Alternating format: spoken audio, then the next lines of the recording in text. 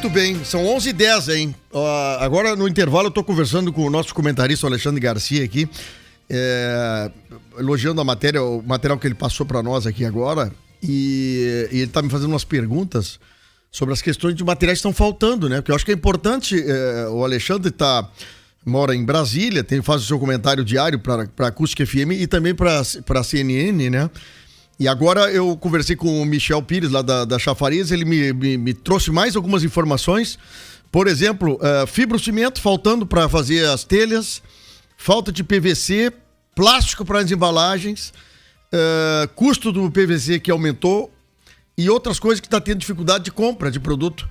Então, realmente, o negócio é muito complicado, né? O Brasil está retomando aí seu mercado de novo, voltando ao mercado consumidor e acaba tendo esse problema. Bom, atenção, mulheres de Dom Feliciano e região. Você que tem cabelos longos, naturais e deseja vendê-los, chegou a oportunidade. Dia 31 de agosto haverá compra de cabelo e vai pagar bem. Olha só, uma das ideias aqui, ó, cabelo loiro, 60 centímetros, será pago até R$1.000, hein? Somente dia 31 de agosto, não adianta ir antes. Compra de cabelo no Salão Zélia Cabeleireiro, em frente à praça em Dom Feliciano. Mais informações pelo telefone 42, prefixo 42, 99973 2755. Doutora Bruna Jäger-Teló, muito bom dia, minha amiga. Bom dia, Fábio. Bom dia para todos. Já estava com vontade de conversar contigo. Então nós estamos tentando aqui ver, tá certinho aí, Yuri?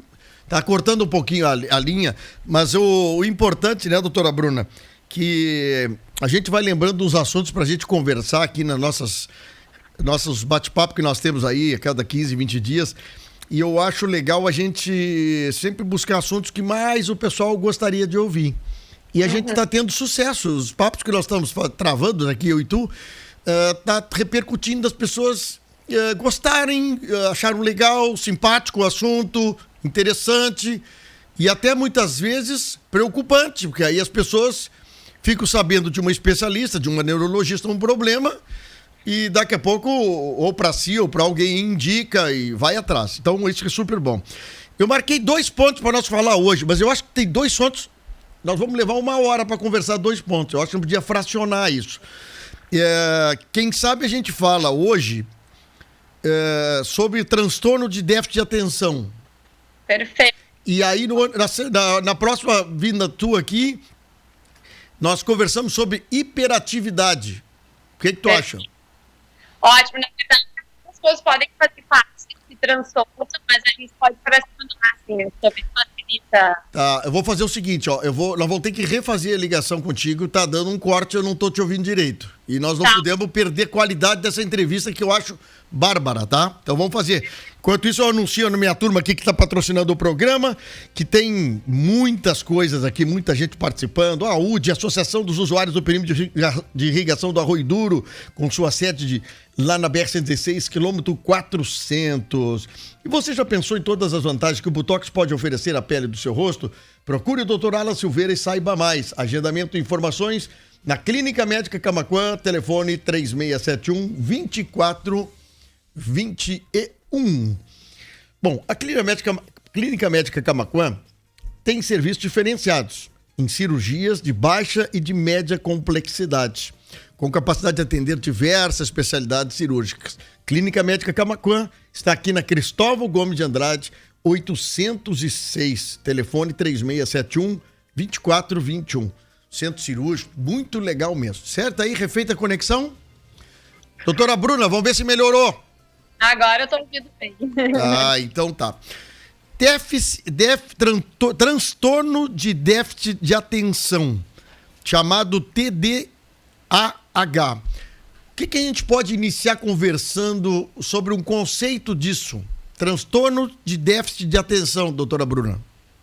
Então, na verdade, como o nome mesmo nos sugere, né, esse é um transtorno que impacta muito as funções da atenção e muitas vezes pode ter bastante hiperatividade e impulsividade. E, de fato, é um transtorno muito comum, assim, não só nas crianças, mas também na idade adulta. Em geral, ele começa na infância, né? E acomete em torno, assim, dependendo da série, de 4 a 18% das crianças, no adulto em torno de 4 a 5%. Então, realmente é um problema bastante prevalente, muitas vezes não identificado, não tratado, porque muitas vezes a pessoa não tem tanta incapacidade pelo problema e consegue se adaptar no seu dia a dia sem ter grandes problemas. Tá, bom, o transtorno de déficit de atenção, ele pode iniciar quando criança e pode iniciar quando adulto? Então, na grande maioria das vezes ele começa na infância, né?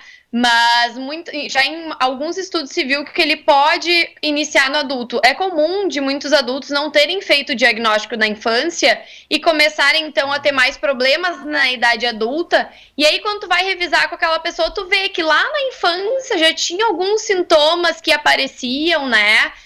Então, que de fato isso já tinha começado antes, mas que passou a atrapalhar de forma mais importante na idade adulta. Entendi. Bom, qual é o sintoma que a gente pode identificar, a família pode tentar identificar que há algum problema naquela criança ou naquele adulto? Então, são vários.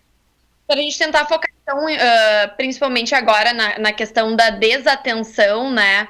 Normalmente são pessoas assim que não prestam atenção em detalhes, às vezes cometem erros por alguns descuidos no trabalho, na escola.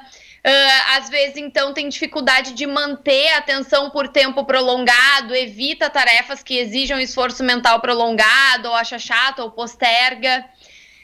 Muitas vezes são aquelas pessoas que costuma se chamar que estão sempre no mundo da lua, que parece que não ouvem quando não se fala diretamente olhando nos olhos. Então, aquela pessoa que parece que está viajando, que está em outro planeta. Entendi. É interessante que tu tá falando, eu tô tentando imaginar e a gente conhece pessoas que têm... Eu não sei se esse déficit de atenção, ele pode ser... se ele pode ser calculado em pequeno, médio, grave, como é que podemos dimensionar isso? Porque daqui a pouco é tão imperceptível, né, doutora Bruna? Sim, exatamente. Então, justamente por isso, tem casos que são leves e não tem tanto impacto na vida da pessoa, mas tem casos que são bem graves, bem severos e acabam, então, tendo um grande prejuízo. E é importante notar que, normalmente, essas pessoas elas vão ter impacto em mais de um setor da sua vida. Se tiver só em um setor da vida, a gente já começa a pensar, talvez não seja um transtorno e talvez seja alguma coisa específica, né? Ou seja, normalmente essas pessoas vão ter prejuízos no trabalho, ou, por exemplo, as crianças na escola, mas também vão ter prejuízos em casa, podem ter prejuízo na questão das emoções, nas questões cognitivas, no funcionamento social. Então, essa pessoa vai ter impacto em mais de um setor da sua vida, normalmente. Bom, muito legal, assim, nós estamos levantando o assunto e eu estou preparando algumas perguntas aqui mentalmente sobre esse assunto. Geralmente, pai e mãe tem toda uma autoproteção, assim, cria uma proteção em torno do filho, né? Isso aí é novo, porque ele é novinho, ele não sabe bem o que quer, se quer gostar de brincar com tal coisa, gostar de brincar com tal coisa. Esses passos, pequenos passos no início desse déficit de atenção pode ser absorvido pelo pai ou pela mãe de que aquilo ali é uma coisa, isso é coisa de criança. A criança não consegue ficar brincando com um brinquedo só, vai ali, brinca aquilo, daqui a pouco vira as costas, esquece. Ou, eu não sei bem, como é que a gente pode orientar, doutora Bruna, as pessoas a fazer um olhar mais clínico sobre uma pessoa, sobre uma criança, um jovem, de que ela pode estar passando por isso para poder, daqui a pouco, não, isso aqui eu acho que eu tenho que buscar um auxílio médico para isso. Então é muito comum essas questões parentais, né? Até muitas vezes casos que se acha que são TDAH, na verdade, são problemas dentro de casa mesmo, que a gente diz ambientais, né? Então isso é sempre importante de acessar, muitas vezes a forma como está educando, né? Ou às vezes uma educação muito punitiva, não tanto positiva. Essas questões todas, então, podem influenciar na maneira como a criança vai se desenvolver. Mas normalmente esses sintomas eles acabam chamando a atenção, né? Muitas vezes nem sempre dos pais, né? Mas muitas vezes dos professores. Então a gente acaba recebendo carta do professor, o pai acaba recebendo carta do professor dizendo: olha, sugiro que você faça uma avaliação neurológica, porque tá acontecendo isso, aquilo. Então tá um pouco demais. Acho que a gente tem que ver o que é que tá acontecendo. E daí os pais acabam procurando ajuda por causa disso, né? Sim. Às vezes em casa o desatento até nem atrapalha tanto. O problema é aquele que acaba sendo muito hiperativo. E aí, nesses casos, os pais acabam procurando com mais frequência do que aquela criança que é predominantemente desatenta, né? Tá, é por isso que nós vamos falar sobre hiperatividade num outro momento, até para não misturar muito esse assunto que eu tô recebendo uma manifestação de um ouvinte, doutora Bruna, que diz o seguinte, ó, o filho dela foi diagnosticado desde os 5 anos, hoje tem 9 anos, e diz ela, é uma luta diária. Usa medicação, inclusive de tarja preta, para poder amenizar. O que uma pessoa, se a gente fosse conceituar assim, uma pessoa que está com déficit de atenção, transtorno de déficit de atenção, ela não tem foco numa coisa, ela desfoca rapidamente. O que acontece na cabecinha dessas crianças, desses adultos, com esse transtorno? Então, muitas vezes, inclusive, essas crianças ou adultos vão ter dificuldade, por exemplo, também para organizar algumas tarefas e atividades, né? Então, aquela pessoa que não tem uma boa gestão do seu tempo, que organiza várias coisas ao mesmo tempo, não completa as tarefas, tem várias tarefas e às vezes precisa de um tempo limite, porque senão acaba passando o tempo. Perde, então, essa noção do tempo, frequentemente chega atrasado, né?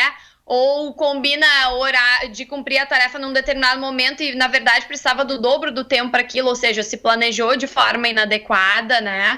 E pode, muitas vezes, então, perder muitas coisas. Por exemplo, as crianças podem... a criança que já está em fase escolar perde coisas com frequência, pode perder os deveres da escola, perde material escolar, às vezes tem o quarto muito desorganizado, ou já no adulto acaba sistematizando bem a rotina e o local das coisas, porque sabe que frequentemente se aquilo ali sai do local, pode dar um problema e aí ficar indignado porque não tá conseguindo achar as coisas, né? Entendi. Vamos imaginar como se fosse não sei se é a palavra certa, tipo um toque. Ela cria uma organização das coisinhas que ela usa de tal forma que aquilo ali, ela se sente segura. Agora, tu mexeu naqueles lugares, naquelas coisas, daqui a pouco aguça o problema. Muitas vezes pode ser um mecanismo para tentar se adaptar à questão de perder objetos com frequência, né? Por exemplo, as crianças é comum que na sala de aula se distraiam facilmente com outros estímulos. Então, aquela criança que está sentada ali, às vezes está sentada lá no fundo da sala, daí está olhando para a rua, o passarinho passa o caminhão, já não consegue nem saber o que a professora está falando e tem dificuldade, então, de voltar o foco da atenção por mínimos estímulos, assim, e isso acaba sendo um problema, muitas vezes, na escola, né? Interessante, olha, tu falaste que o percentual pode ser de 4% a 18%?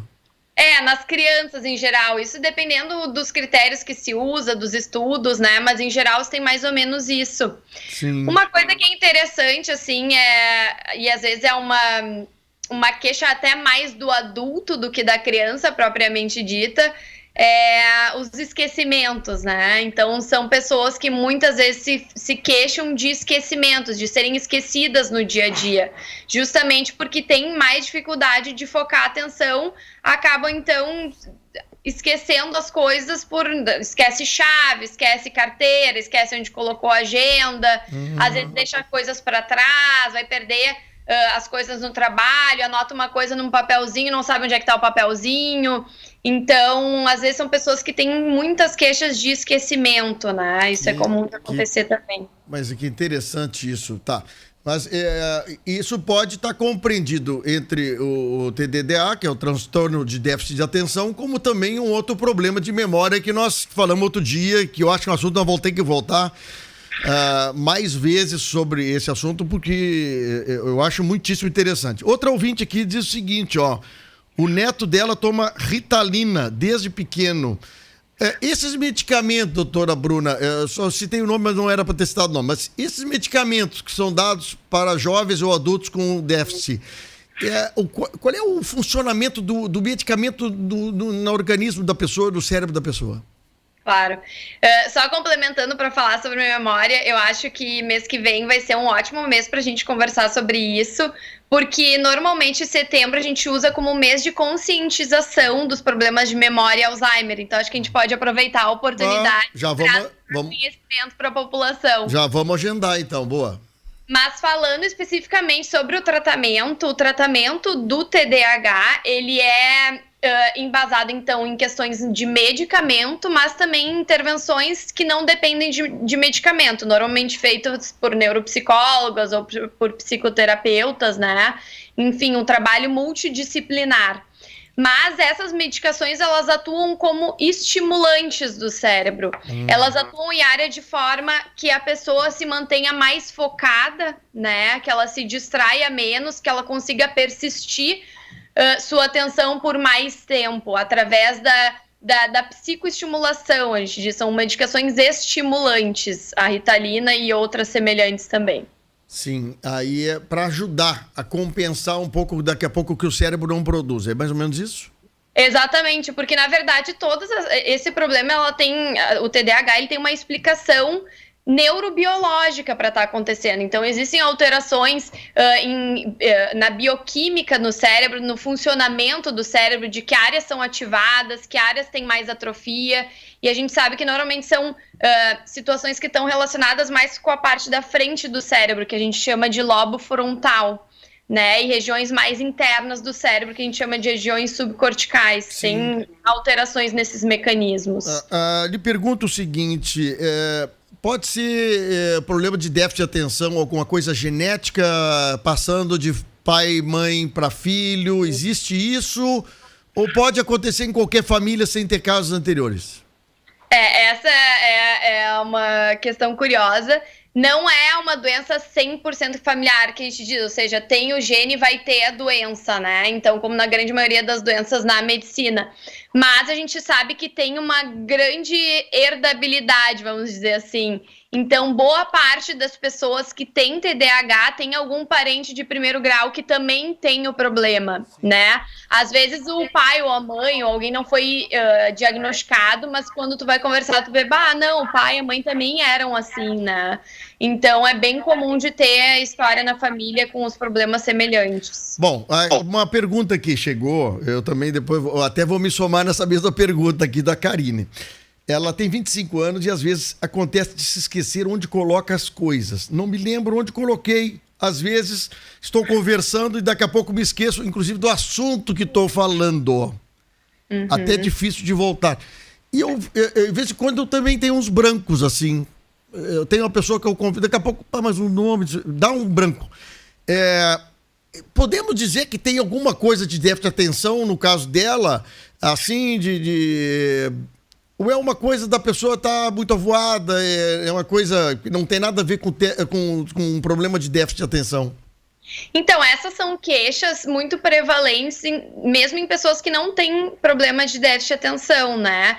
Então, é sempre importante a gente tentar somar aqueles outros sintomas que estão presentes, que foi os outros que eu já conversei, no TDAH, porque normalmente quando é uma coisa aí em isolado, talvez não vá fechar para uma síndrome completa, mas talvez é alguma coisa específica, talvez alguma coisa situacional que está acontecendo na vida, um momento Sim. mais conturbado. Então é importante tentar caracterizar esses outros quesitos aí que a gente vinha conversando Sim. sobre manter a atenção, sobre se distrair com estímulos externos, sobre não prestar atenção em detalhes, sobre a questão assim de muitas vezes as questões hiperativas também, que a gente vai Sim. conversar depois, impulsivas. Então é importante a gente tentar fazer um somatório de tudo que está acontecendo para ver se é alguma coisa situacional ou específica ou se é uma coisa mais global para fechar. Eu tenho uma colocação aqui de outro ouvinte. As perguntas, olha, a nossa audiência aqui, ela tem perguntas de tirar o fôlego. Mas olha que interessante, doutora Bruna, aqui a Kátia pede uma informação. O déficit de atenção pode estar relacionado ao desenvolvimento do motor tardio. Ela diz o seguinte, uma criança com 1 ano e 8 meses, é o caso que ela está perguntando, não caminha, não fala, é dispersa e é sem foco. Nós estamos falando de um nenezinho ainda. Pode ser essa questão do desenvolvimento motor da criança, ter alguma coisa com o TDAH? Então, na verdade, essas coisas elas podem caminhar juntas, né? Muitas crianças que têm atraso do desenvolvimento intelectual ou têm atraso do desenvolvimento motor podem ter, então, junto o TDAH, né? Então, isso pode acontecer em paralelo, não quer dizer que vá ter necessariamente, mas isso pode acontecer em paralelo, sim. Sim, mas, por exemplo, no caso que ela pergunta, já está observando que o nenê não está estimulado o suficiente para fazer movimentos e outras coisas, ou tentar se expressar. Já é o momento de procurar ajuda? Com certeza, né? Isso aí já tem que procurar ajuda, porque, na verdade, isso representa um atraso global, certo? Sim. Ele não tá conseguindo caminhar direitinho, já na idade, não tá conseguindo falar, então, provavelmente está atrasado em relação à idadezinha dele, então tem que procurar ajuda, porque quanto antes for feito diagnóstico e reabilitação, mais chances essa criança vai ter de se desenvolver, né? De poder adquirir o máximo de habilidades, ou mesmo de ver se de fato ela tem algum atraso, se isso realmente representa um atraso, né? Pois é, né? É isso que eu falei bem do início, eu não sabia que vinha essa pergunta. É pai e mãe. Não, porque ele vai demorar, porque é assim, tem criança mais ativa que a outra, tem criança que caminha com 1 ano, tem criança que caminha com 3 anos. E essas coisas podem ir se protelando, né? Eu acho super importante esse programa na acústica aqui, porque nós criamos a dúvida nas pessoas. Não quer dizer que nós vamos solucionar o problema, mas nós vamos... tá acontecendo tal coisa, por que isso? Agora, uma pergunta minha para ti, assim, por exemplo, alguma evolução ou desevolução na questão do transtorno de déficit de atenção com o passar dos anos da vida da gente? Então, a gente sabe que grande parte dessas crianças que foram diagnosticadas com TDAH persistem com sintomas na idade adulta, né? Muitas vezes elas, se tratadas bem adequadamente, os sintomas acabam sendo muito atenuados, né? E muitas vezes acabam melhorando tanto que não precisam do tratamento específico, né? Então, muitas vezes pode ter um curso de grande melhora, mas em grande parte persiste na idade adulta. Mas os sintomas podem desaparecer ou se atenuar na idade adulta, dependendo da abordagem, do tratamento que for feito, né? Interessante isso aí. Não, é que aí a pessoa a pessoa mesmo, porque quem tem transtorno de déficit de atenção, ao longo da sua vida, ele vai se aprendendo, né? Eu acho que assim, né? Tu vai aprendendo, olha... se eu fizer alguém me contrariar tal coisa, eu daqui a pouco eu saio dessa forma, eu reajo dessa forma. Então a pessoa eu acho que ela vai se organizando também, né, doutora Bruna? Eu não sei, assim, vamos imaginar uma coisa, olha, se tirarem minhas coisas do lugar, eu fico brabo. Mas uma coisa assim, então, por favor, ninguém mexa nas minhas coisas, né? Não mexe comigo, porque... a gente nunca sabe a reação das pessoas quando tu diz uma coisa ou faz uma coisa, né? Exatamente. A gente se surpreende muitas vezes que pessoas que tu conhece, daqui a pouco tu diz uma verdade pra pessoa, tu dá uma opinião sobre um assunto, até muitas vezes não perguntado a opinião, mas tu diz, fulano, eu queria te dar uma sugestão. Às vezes a reação da pessoa é de tal forma descomunal perto da informação que tu tá dando que tu não sabe se isso aí numa pessoa que tem um problema de déficit de atenção ou numa pessoa aparentemente normal, as reações são parecidas até, né? Exatamente. Então, por isso a importância de muitas vezes procurar ajuda. Às vezes as pessoas não têm ideia da quantidade de recursos que tem. E, por exemplo, se essa pessoa não tem o recurso de poder levar em algum médico, alguma coisa assim, procura o posto de saúde vai referenciar para uma rede especializada mas não deixe de avaliar, porque quanto antes for feito o diagnóstico e o tratamento, maiores chances essa criança vai ter de ter um melhor desenvolvimento e de poder lidar melhor com as suas dificuldades e seus desafios de forma geral, né? Sim, entendi. Doutora Bruna, vamos só trocar de assunto um minutinho, porque uma ouvinte nossa fez uma pergunta aqui que eu não vou deixar ela sem resposta. A ouvinte Bernardina diz o seguinte: a mãe dela tem Alzheimer. E ela dorme muito durante o dia e à noite não tem sono. Como a gente pode virar isso, hein? Isso é o que a gente chama de alteração do ciclo sono-vigília. Isso é muito comum de acontecer e às vezes é difícil da gente conseguir tratar, mas é muito importante que se estimule bastante essa senhora durante o dia. Porque muitas vezes a gente acaba deixando... esses pacientes que têm Alzheimer, normalmente eles precisam de estímulo para se manter mais despertos. Se você deixar ele no sofá ou na frente da televisão, certamente ele pode pegar no sono. Então é importante que tenha alguém ativamente estimulando, expondo ao sol, criando uma rotina de acordo com os gostos e preferências dessa pessoa. Sim. Muitas vezes a gente precisa lançar a mão também de medicações para ajudar a questão do sono à noite, mas é importante inverter o ciclo, né? Mas eu vou te contar, eu tinha uma pessoa amiga minha que ela gostava muito de dormir depois do almoço, fazer os cochilos assim de 3 horas. Aí chegava de noite e não tinha sono, tinha que tomar remédio para dormir. Eu disse, para um pouquinho. Mas tu tá dormindo durante o dia, como é que tu vai ter sono de noite? Então aí... falaste muito bem, daqui a pouco um estímulo durante o dia, mais atividade durante o dia, a pessoa não vai relaxar muito durante o dia, quando chega à noite ela... Exatamente, assim, essas sonecas aí, Fábio, até pode tirar uma sonequinha depois do almoço, mas a gente indica assim, no máximo uns 40 minutos, vamos ultrapassando no máximo 1 hora, mas não muito mais do que isso. Porque senão o cérebro se acostuma que dormir de dia é bom e que dá pra pegar no sono profundo. E um cochilo depois do almoço que é coisa bem boa, mas é isso aí, depois chega de noite, não tenho sono. A ouvinte Lina Neto diz o seguinte: parabéns pela entrevista, muito válida, nos tira nossas dúvidas, diz que a doutora Bruna é ótima. Bom, agora eu te pergunto o seguinte, vamos pro mercado de trabalho, tá? Porque a gente tá tendo uma evolução fantástica, como tu disseste. Alguns medicamentos, estímulos fazem com que as crianças, os jovens, melhorem muito a questão do déficit de atenção. E vamos para o mercado de trabalho. Chega no mercado de trabalho, a gente sabe que a rotina nossa, doutora Bruna, às vezes ela é estressante. A cobrança de meta, a cobrança de horário, tem hora para entrar, hora para sair. Nesses momentos que a gente pode perceber que um colega nosso pode ter um pequeno problema que a gente não notou até esse momento, sobre o transtorno de déficit de atenção. Podemos dizer isso? Sim, porque na verdade, assim, quando se estabelece muitas regras, a questão de horários, quando se está no mercado de trabalho, normalmente se exige metas, né? Se exige que a pessoa tenha uma organização e um planejamento para suas tarefas, porque se ela não se organizar e não se planejar, talvez ela não vai cumprir as suas metas, né? Então, muitas vezes a pessoa acaba se dando conta quando é demandada de forma mais extensiva. E talvez em trabalhos que a gente chama de mais burocráticos, às vezes administrativos, que são trabalhos mais maçantes, assim, às vezes a pessoa pode se dar conta, principalmente aquela que tem um perfil mais atento, que tem dificuldade de ficar ali horas tentando resolver alguma coisa administrativa ou coisas de leitura, e aí lê uma coisa, esquece uma palavra e cometeu um erro porque não prestou atenção num detalhezinho, e aí às vezes o erro pode ser enorme e isso pode trazer grandes repercussões para a pessoa, assim. Então, certeza. É importante estar atento. Tá, e eu sou uma pessoa que tem um problema de transtorno de déficit de atenção. Eu vou pedir emprego, consegui um emprego.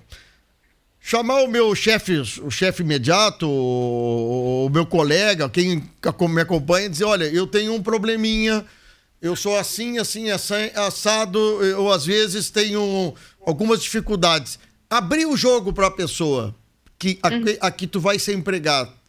É interessante para a pessoa ser clara, franca nesse assunto, até para que os colegas, o chefe dele, entenda que ele... é uma pessoa de trato diferente, especial, né? Uhum.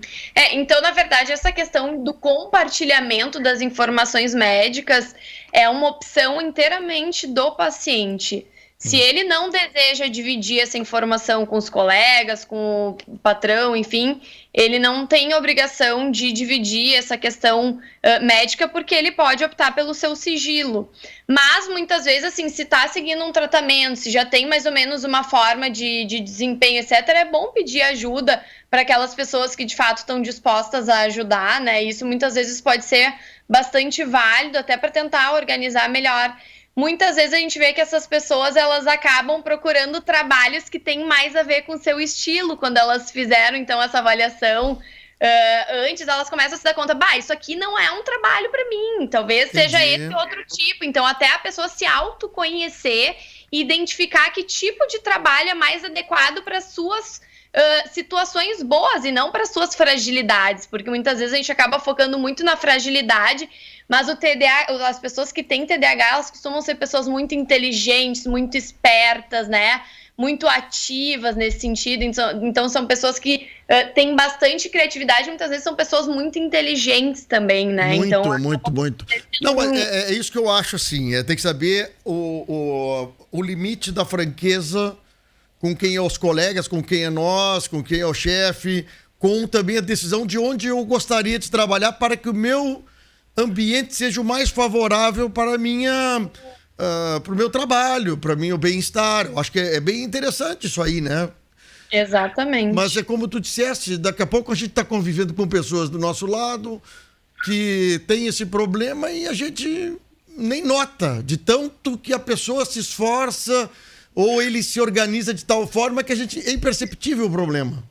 Exatamente, por ser uma condição tratável, certo? Então, fazendo o tratamento adequadamente e procurando ajuda, normalmente essas questões elas acabam sendo manejáveis. Então, a pessoa consegue lidar melhor com as suas limitações e realça, então, as questões positivas. Isso é muito importante, eu acho, sempre focar no positivo e não no negativo e na pessoa ao invés da doença, né? Então, acho que nesse sentido é importante para a pessoa se desenvolver e criar estratégias para crescimento. Eu, por exemplo, criei um hábito assim, de escrever, fazer uma pequena agenda numa folhinha, coisas assim que eu tenho a facilidade de memorizar mais escrevendo.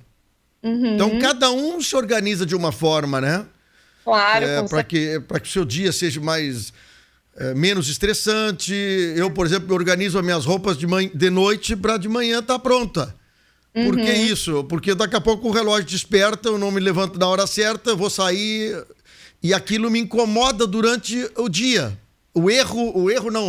A desorganização inicial do dia me traz transtorno durante o dia, assim. Eu acho que é uma coisa que eu faço de hábito para que o meu iniciar do dia seja tranquilo. Não sei. Exatamente. Então, é planejamento, né? Eu deixo a minha xícara com café, com leite, tudo já organizado de manhã. Quando eu levanto, a rotina, ela não é mudada de tal forma brusca que eu não... Mas cada um tem um jeitinho de lidar. Exatamente. Mesmo tendo transtorno, não tendo transtorno, mas eu acho que é legal e as pessoas parceiras, os companheiros, respeitarem esse tipo de coisa. Eu acho que é outra coisa importante. Só uma pergunta aqui que não é da nossa área de hoje, doutora Bruna. A Fátima pergunta o seguinte, sobre zumbido constante no ouvido. O que pode ser isso, hein? Então, o zumbido, ele tem várias causas, né? Por exemplo, uma das causas pode ser o problema no ouvido mesmo, no labirinto, problemas do cunho de otorrino, que a gente diz. Ou muitas vezes zumbido pode ser em decorrência de uma perda auditiva não identificada e não tratada. E muitas vezes ele está associado com estados de maior nervosismo, maior ansiedade. Então, depende bastante, assim, mas realmente é um problema que incomoda bastante e o tratamento muitas vezes acaba sendo bastante difícil, né? O que eu já poderia dar de dica para ela é de daqui a pouco tentar colocar um sonzinho ambiente, alguma coisa, porque normalmente o zumbido ele piora no silêncio, ele piora de noite quando a pessoa vai deitar na cama. Parece que tu ouve tudo o que acontece na quadra. Exatamente. Bom, fazer uma avaliação para ver se não tem nada que realmente esteja causando e atrapalhando esse problema dela. Né? Última pergunta para a doutora Ana Bruna Eger Teló, neurologista que bate um papo conosco às vezes aqui sobre uns assuntos muito legais. A pergunta é o seguinte, quem tem déficit de atenção doutora Bruna, precisa tomar algum tipo de antidepressivo? Não. Na verdade, o antidepressivo ele não é uma medicação específica para transtornos de déficit de atenção, né? Só que acontece de muitas vezes as pessoas que têm TDAH desenvolverem um quadro de depressão. E aí, nesse sentido, sim, a gente tem que tratar a depressão, que muitas vezes não necessariamente vai ser com remédio, e pode ser, por exemplo, com uma psicoterapia, né? Sim, entendi. Falando em psicoterapia, hoje é o dia do psicólogo, né? Então, parabéns a todos os psicólogos aí. Mas tu falaste muito bem. Eu acho que o problema da depressão com o problema, ela se acentua, né? Potencializa, mas daqui a pouco evitar o remédio e com uma psicóloga tu tentar enxergar um outro lado desse probleminha que tu tens. Certamente. Eu acho que é super válido. Até, na verdade, a gente pode tratar ou com medicação, ou com psicoterapia, ou com as duas coisas associadas. Isso depende muito da preferência do paciente, do grau da doença, né? Sim. E também das condições, porque às vezes tem pacientes que não têm condições de fazer psicoterapia ou não conseguem pela rede, então isso depende muito de caso a caso. Bom, vamos lá, tem mais uma perguntinha aqui, vamos ver aqui.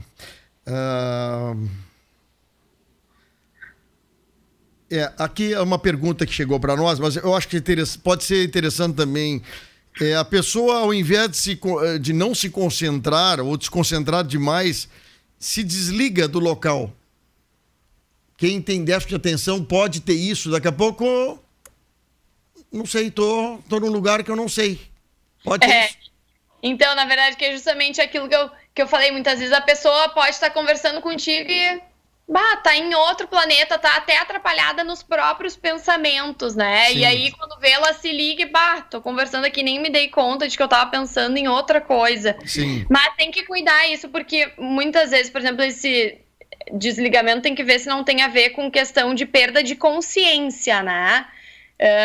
No transtorno de déficit de atenção e hiperatividade, a pessoa não perde a consciência, ela tem consciência que ela tá ali, ela pode se desligar por algum momento por estar prestando atenção em outra coisa, ou o pensamento conduziu ela para outro lugar, mas ela está consciente ali. Tem que diferenciar, por exemplo, do que a gente chama de epilepsia ou crises epilépticas, né, em que a pessoa tem um desligamento por, na verdade, uma descarga neuronal anormal que desencadeia, então, essa manifestação. Que interessante. Bom, doutora Bruna Jäger-Teló, neurologista que atende Camaquã aqui na Clínica Toffer. Você pode agendar com ela no 3671-1488. Acho que é isso, né? 3671-1488. Vou repetir aqui, vou ver onde é que está o número aqui, o meu amigo Yuri. 4800. 3671-4800. Bruna, muito obrigado pelo teu carinho de nos atender. O tema foi super legal, viu?